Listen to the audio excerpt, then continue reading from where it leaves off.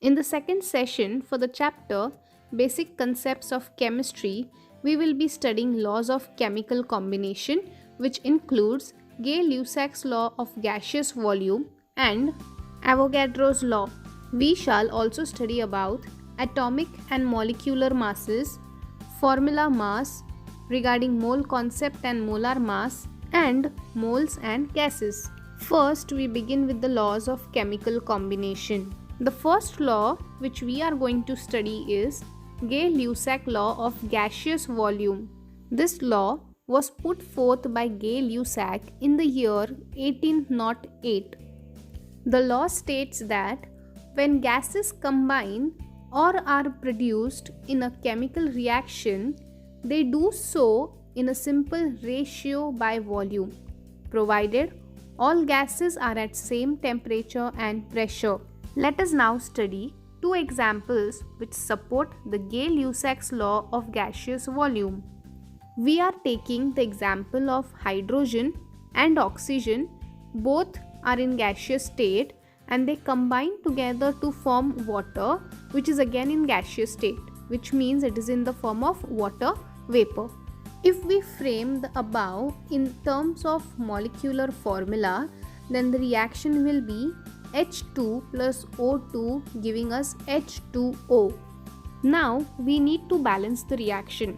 If you look at the left hand side of the reaction, which is the reactant side, we have 2 atoms of hydrogen and 2 atoms of oxygen, whereas the product that is formed, water, which is having the formula H2O, is short by 1 oxygen atom. Hence we have to balance the hydrogen atom by writing 2 and water with 2. So now in total we have 4 hydrogen atoms and 2 oxygen atoms. Hence the reaction is balanced. Since I have 2 hydrogen atoms, the volume will be 2 volume. Since I have only 1 oxygen atom, I am going to take it as 1 volume, and the product water which is formed, it is 2H2O, that is why 2 volume. Now if I take hydrogen as 100 ml, so if it is 2 volume and oxygen is only 1 volume, which means it should be half, so volume of oxygen would be 50 ml and that of water would be again 100 ml because it is 2 volume. Thus you can say the volumes of hydrogen gas and oxygen gas which combine together, that is 100 ml and 50 ml, is going to produce 2 volumes of water vapor which amounts to 100 ml, and the ratio in which they combine are 2:1:2. So the ratio I have considered is in terms of volume. Let us study one more example to understand the same. Under the same condition of temperature and pressure, we are taking the nitrogen gas, combining it with hydrogen, which gives us the formation of ammonia. Let us now frame the reaction. So nitrogen is written as N2, hydrogen as H2, and the formula of ammonia is NH3. So now again we need to balance the reaction.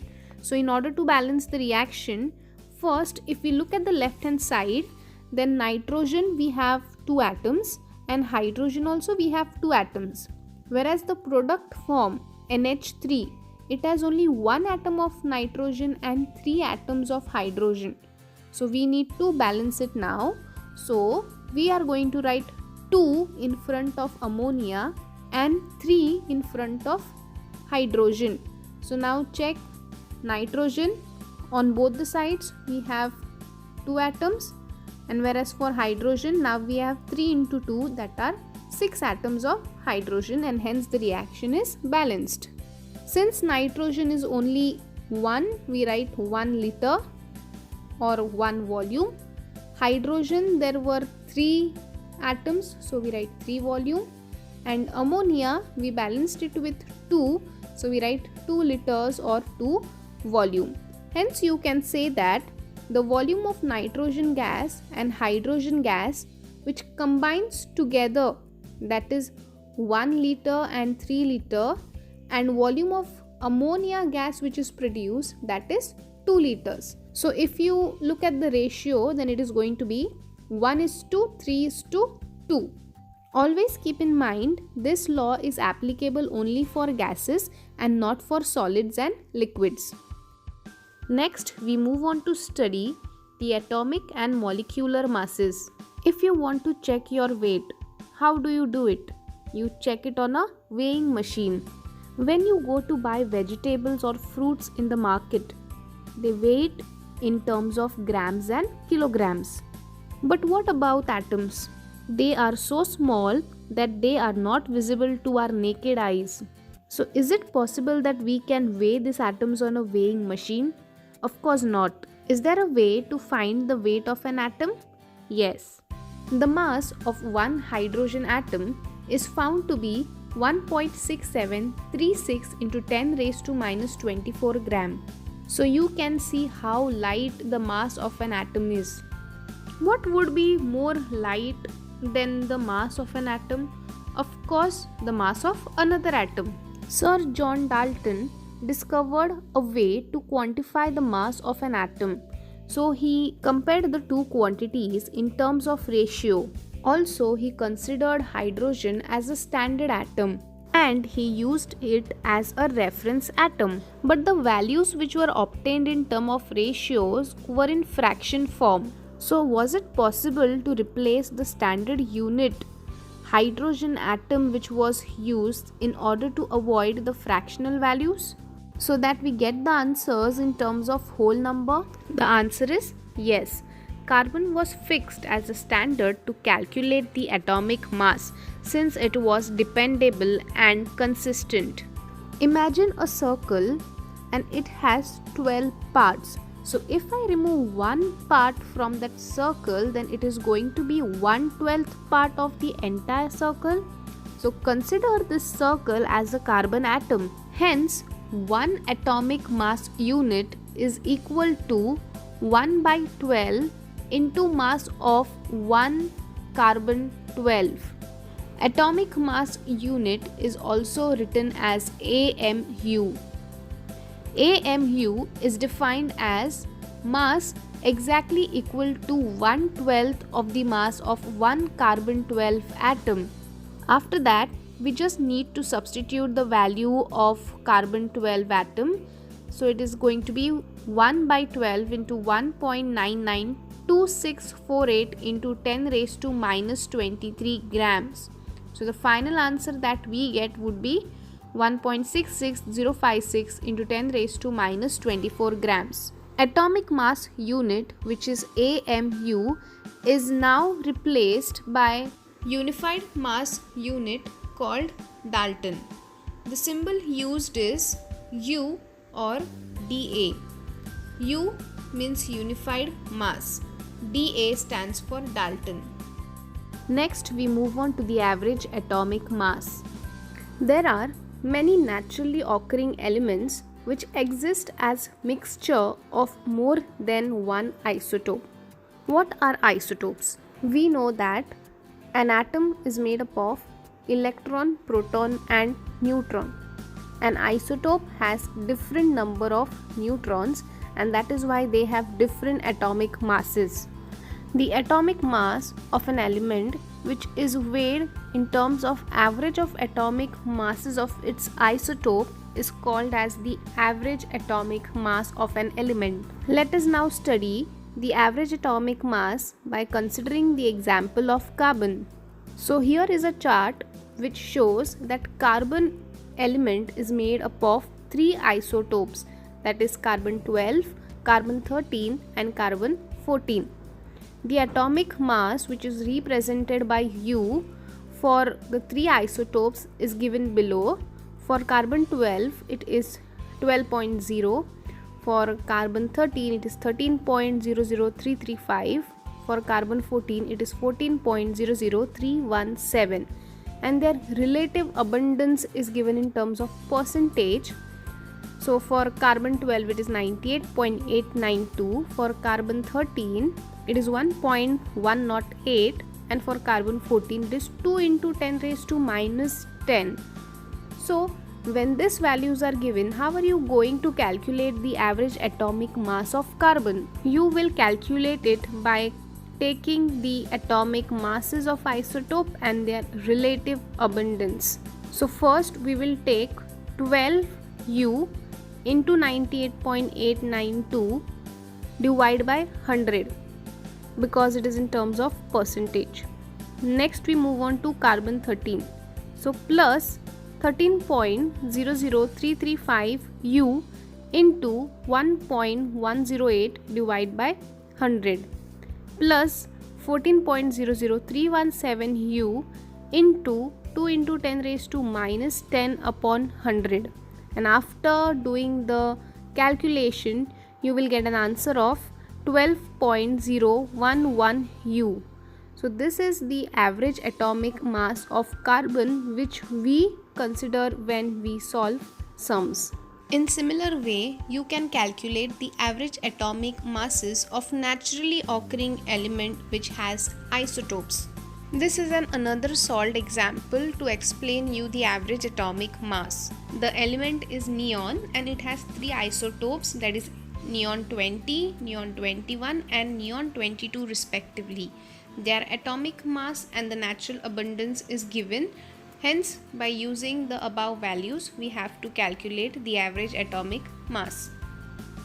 Can you calculate the mass of a molecule? Yes, it is called as molecular mass. We know that molecule is made up of combination of atoms. So we are going to calculate the average atomic masses of atoms. So how are you going to define molecular mass? It is the sum of average atomic masses of the atom of an element which constitute the molecule. So in order to calculate the molecular mass, we have to multiply the average atomic mass of each element by the number of its atom, and then we have to add them together. For example, let us consider carbon dioxide. Carbon dioxide has the molecular formula CO2.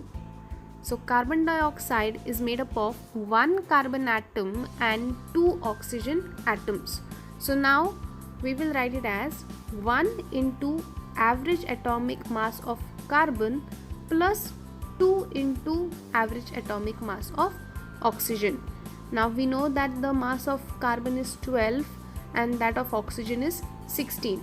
So just substitute the value and you will get it as 1 into 12U plus 2 into 16U, giving me 44U, that is the unified mass. Let us consider some more examples of molecular mass. The atomic masses will be provided to you, but you need to know the atomic masses of some common elements. Here the first example is of water. Water has the formula H2O. So 2 atoms of hydrogen and 1 atom of oxygen. So we are going to do the calculation as 2 into 1U because the atomic mass of hydrogen is 1 plus 1 into 16 because 16 is the atomic mass of oxygen.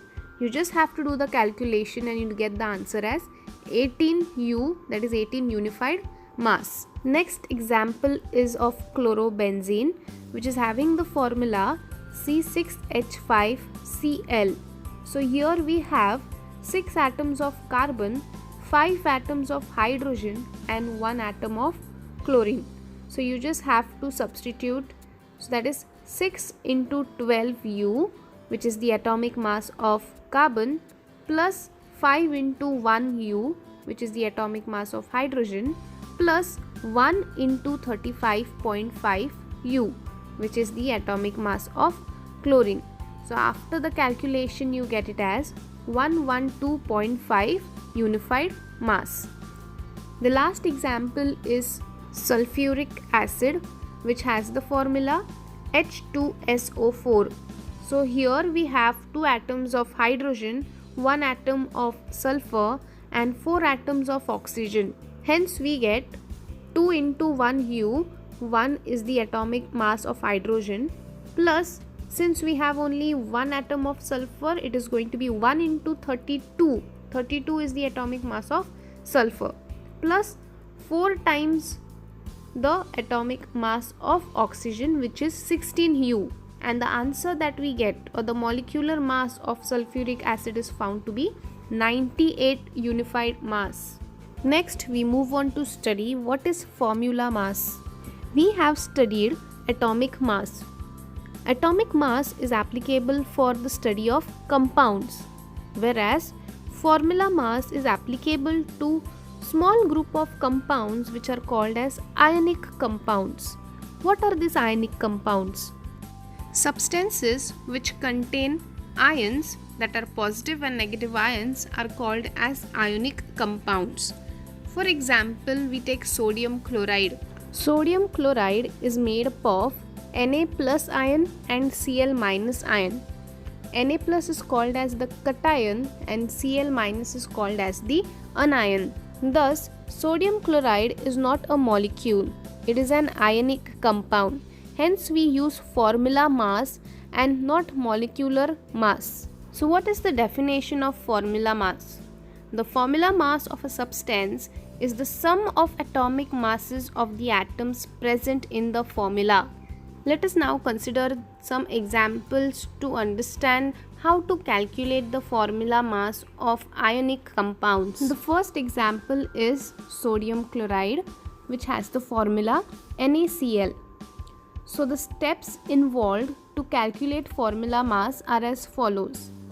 Formula mass of NaCl is equal to average atomic mass of sodium, that is Na, plus average atomic mass of chlorine.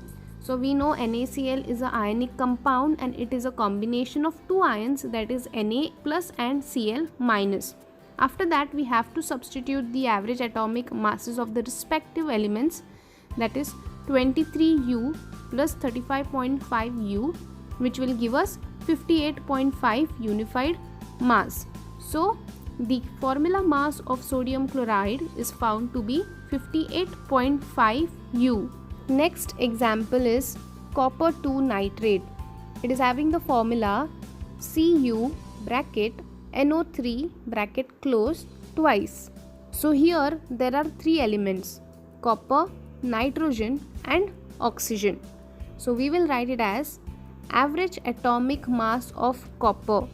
Copper is only one atom, plus 2 times, we have the whole bracket in that it is NO3. So we will write it as plus 2 into average atomic mass of nitrogen and average atomic mass of 3 times oxygen, because there are 3 atoms of oxygen.